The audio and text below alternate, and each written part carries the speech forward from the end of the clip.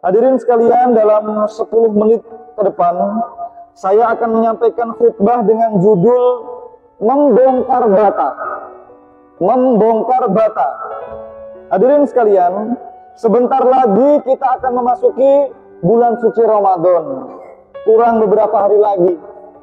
Ramadan itu artinya adalah pembongkaran. Ramadan itu artinya juga pembakaran. Jadi Ramadan ini nanti kita semua harus bakar. Kita bakar habis seluruh dosa-dosa kita. Lalu kita bongkar semuanya. Kita bakar kebiasaan-kebiasaan buruk kita. Kalau Ramadan berlalu, lalu masih ada sisa dosa, itu berarti puasanya tidak terlalu baik. Apa saja kebiasaan buruk yang harus kita bongkar, jamaah sekalian, yang harus kita bakar? Kebiasaan buruk ini tidak boleh kita teruskan. Yang pertama, bata, bicara yang lebih dari yang dibutuhkan. Berbicaralah yang sangat penting. Kalau tidak penting, jangan. Sebab setiap kata-kata kita itu ada pertanggungjawabannya di akhirat. Saya ulang, setiap kata-kata kita itu ada urusannya nanti di akhirat. Maka bicaralah yang sangat penting. Ini kebiasaan kita, seringkali bicara lebih dari yang dibutuhkan. Apalagi perkataan itu sampai merenggangkan persaudaraan, sampai menyinggung perasaan orang. Kata Sayyidina Ali, jangan seperti orang bodoh. Orang bodoh itu lidahnya itu diletakkan di depan hatinya, sehingga tidak ada filter, tidak disaring dulu, asal jeplak. Jadilah orang yang cerdas. Orang cerdas itu ditandai dengan lidahnya itu diletakkan di belakang hatinya. Artinya sebelum berbicara, sebelum berkata-kata itu dipikir, dirasakan dulu. Hadirin sekalian yang sangat saya hormati, jadi kebiasaan buruk kita yang pertama adalah berbicara, menulis, atau mengirim perkataan yang tidak penting. Mulai hari ini tidak boleh kita lakukan. Sebab setiap kata itu ada urusannya nanti di akhirat. Mungkin kita bisa selamat dari urusan kriminal, dari undang-undang kita. Tetapi orang selamat di dunia tidak berarti selamat di akhirat. Itu yang pertama. Yang kedua adalah apresiasi. Kita ini kurang apresiasi, kurang bersyukur terhadap nikmatnya Allah. Maka istilah hidup kita ini dengan lebih banyak alhamdulillah daripada ya Allah berikan kami ini, ya Allah berikan kami ini. Saya ulang jamaah sekalian, hidup kita ini sebenarnya diisi dengan alhamdulillah itu lebih banyak daripada permintaan. Allah memang senang mendengar permintaan orang, tapi Allah lebih senang orang yang mengucapkan alhamdulillahirabbil alamin. Terima kasih ya Allah, terima kasih ya Allah. Para jamaah sekalian, kalau ada yang diberikan sakit, tetaplah bersyukur, tetaplah alhamdulillah. Tidakkah tahun-tahun sehat itu lebih banyak daripada tahun sakit? Sekarang diberi sakit, tidakkah kita bersyukur jamaah sekalian? Sebab ketika kita sakit, jumlah zikir kita itu semakin banyak. Bersyukurlah, tidakkah dengan sakit itu begitu banyak dosa yang diampuni Allah? Lalu kita akhirnya sakit di dunia, setelah meninggal dunia tidak ada sakit lagi. Kalau dikurangi rezekinya, tidakkah dulu pernah kita punya rezeki yang berlebih?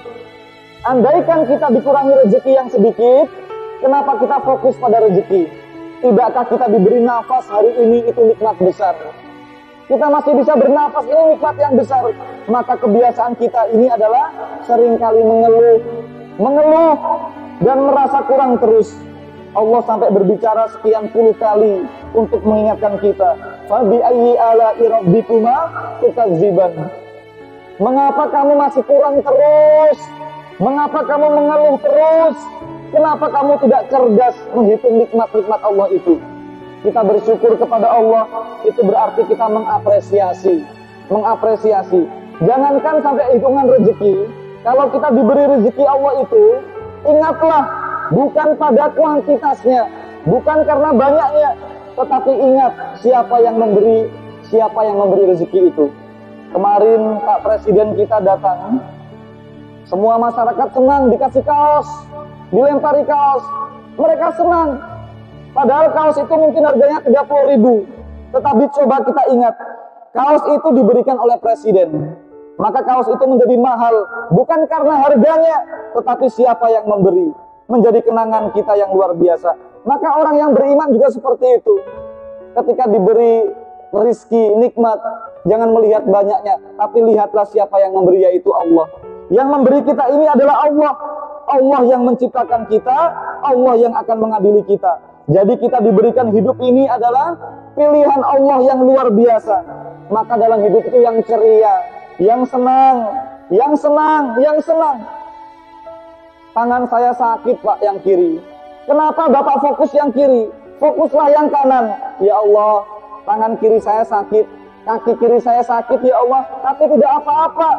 Saya masih punya tangan kanan, masih punya kaki kanan, subhanallah. Inilah kehidupan cara pandang orang mukmin itu, yang begini ini. Apresiasilah istri kita, pasangan hidup kita, sekecil apapun. Dan jangan hanya diam, karena kita diajari di dalam Al-Quran, katakan, ucapkan terima kasih istriku, terima kasih suamiku, terima kasih orang tuaku. Tidak cukup terima kasih, doakan. Maka terima kasih, jazakumullah khairan katsiran. Mudah-mudahan Allah membalas dengan kebaikan yang banyak, subhanallah. Jadi apresiasi. Ini yang kurang dalam hidup kita. Kebiasaan kita yang ketiga yang jelek itu adalah tunda. Kita mendengar azan, kita tunda. Kita berniat ingin melakukan yang baik, kita tunda. Kenapa harus ditunda jamaah sekalian? Imam Syafi'i mengatakan, kalau pekerjaan itu bisa dikerjakan hari ini, kenapa harus ditunda? Maka kalau kita punya keinginan yang baik, jangan ditunda. Apa sebabnya jamaah sekalian? Sebab kalau kita ingin bersedekah, nunggu besok, siapa yang menjamin bahwa harta itu tetap di tangan kita? Atau mungkin kematian menjemput kita dahulu. Andaikan harta itu di tangan kita, jangan-jangan besok keluar penyakit pelit atau ada kebutuhan yang lain. Maka jamaah sekalian, kalau kita semua ingin bersedekah, ingin berbuat baik, jangan ditunda-tunda. Kemudian hadirin jamaah sekalian yang sangat saya hormati, mulai sekarang jangan biasa menunda. Jangan biasa menunda, karena banyak persoalan-persoalan bisnis gagal karena menunda-nunda. Jangan menunda. Ketika mendengar azan, bismillah, langsung berangkat. Kita akan bersedekah, bismillah, sedekah. Saya ingin membaca Al-Quran, langsung kerjakan. Sebab kebaikan itu tidak bisa itu menunggu enak, tetapi harus dipaksakan. Harus dipaksakan. Yang terakhir Al-Quran. Yang seringkali membaca Al-Quran, alhamdulillah. Tapi bagian sudah yang belum bisa membaca Al-Quran, terus tetap belajar. Tapi jamaah sekalian, Al-Quran tidak cukup hanya dibaca, tetapi direnungkan. Direnungkan. Sampai akan melahirkan rasa optimis, rasa semangat dalam hidup ini. Sampai kemudian menyemangati kita untuk berubah. Allah berfirman, Allahus Somad, yang sering kita baca. Allahus Somad, Allah itu tempat orang bergantung. Allah As-Somad itu ketika orang itu mau tenggelam, lalu ada orang yang menarik tangannya, itu As-Somad. Ketika kita dalam keadaan susah, dalam keadaan kepepet, tiba-tiba ada yang bantu, itu As-Somad, sifat Allah. Kita juga sering mendengarkan, ya ayyuhalladzina amanu taqullaha haqqa tuqatih. Bertakwalah kamu yang sungguh-sungguh, jangan mati sebelum kamu menjadi muslim yang terbaik. Ini direnungkan terus jemaah sekalian, direnungkan. Jadi khutbah saya ini, tadi saya katakan judulnya adalah membongkar bata. Bata itu adalah kebiasaan-kebiasaan buruk kita. Yang pertama B, bicara yang tidak terkontrol, bicara yang tidak terukur, bicara yang hanya diungkapkan tanpa difilter, disaring oleh otak dan hati kita. Yang kedua adalah A, apresiasi. Apresiasi kita yang minim kepada Allah, apresiasi yang minim kepada orang tua kita, kepada orang-orang yang pernah berjasa kepada kita, kepada istri kita, kepada anak kita, kepada pasangan hidup kita. Yang ketiga T, tunda. Seringkali kita ini menunda-nunda sesuatu yang baik. Dan yang terakhir adalah A, Al-Quran, yang tidak kita renungkan, sehingga tidak melahirkan perubahan-perubahan besar dalam hidup kita. Al-Quran yang tidak kita renungkan sehingga tidak melahirkan optimisme di dalam hidup kita ini. Mudah-mudahan kita semua mulai hari ini bisa membongkar 4 kebiasaan buruk tadi. Lebih-lebih nanti kita bakar habis-habisan pada bulan Ramadan yang akan datang. Mudah-mudahan khutbah ini bermanfaat. Aqulu qouli hadza wastaghfirullaha li wa lakum wastaghfiruhu innahu huwal ghafurur rahim. Allahumma ghafir lil muslimina wal muslimat wal mu'minina wal mu'minat al ahya'i minhum wal amwat. Allahumma ya Allah, jauhkanlah kami dari dosa seperti Engkau menjauhkan antara timur dan barat. Allahumma ya Allah, jadikanlah yang mengamini doa ini menjadi orang-orang yang Engkau tempatkan bersama orang-orang yang terhormat ya Allah, yang Engkau panggil kelak sebelum wafat kami nanti. Engkau panggil sebagai orang yang suci, Engkau panggil untuk berkumpul bersama Nabi, dan Engkau panggil untuk masuk surga bersama keluarga kami. Allahumma ya Allah, kami mohon balikna Ramadana ya Allah. Allahumma barikna Ramadana, balikna Ramadana. Berikan tambahan umur untuk kami ya Allah, sampai di bulan suci Ramadan, sampai hari raya Idul Fitri, supaya kami ada kesempatan menambah kemuliaan dan memohon untuk mendapatkan ampunan dari-Mu. Allahumma ya Allah, selama Ramadan nanti, mandikan kami dengan air segar berisi air ampunan-Mu. Siramilah kami dengan air yang berisi rahmat-Mu. Segarkan kami juga dengan embun berkah-Mu, agar hati kami bersih di bulan yang suci, dan keluar Ramadan sebagai manusia baru yang Engkau cintai.